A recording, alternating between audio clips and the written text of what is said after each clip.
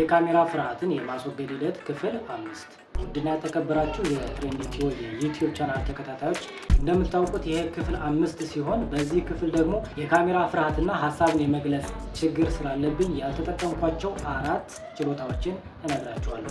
እንግዲህ የመጀመሪያው ችሎታዬ ብዙ አመት የደከምኩበት በትምህርት ግራጁዌት ያደረኩት እንግዲህ በኮምፒውተር ሳይንስ ሲሆን በአሁኑ ሰዓት ደግሞ በሚገርማችሁ ሁኔታ በአይቲ መምህርነት እያገለገልኩ እገኛለሁ።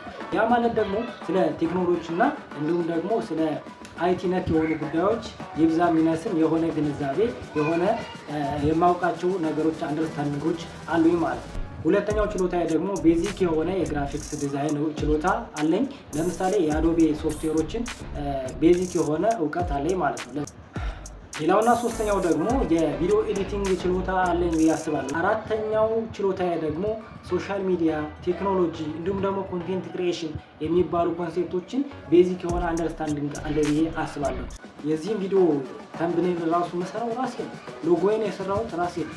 ሁሉም ነገር የማደርገው በራሴ ነው። በመጨረሻም እንግዲህ እናንተን አንድ ጥያቄ ልጠይቃችሁ ፈልጋለሁኝ። እንደዚህ አይነት እድል ብታገኙና ለሰዎች ተደራሽ መሆን ብትችሉ ምን ችሎታዎች አሏችሁ? ኮሜንት ላይ እስኪ ያሳውቁኝ።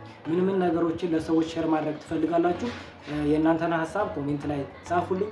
ውድና የተከበራችሁ የትሬንዲቲዮ የዩቲዩብ ቻናል ተከታታዮች የዛሬው ቪዲዮ እንግዲህ ይህን የሚመስል ነበር። በቀጣይ ክፍል 6 እንደምንገናኝ ተስፋ አደርጋለሁ። ለዛሬው መልካም ጊዜ ይሁንላችሁ።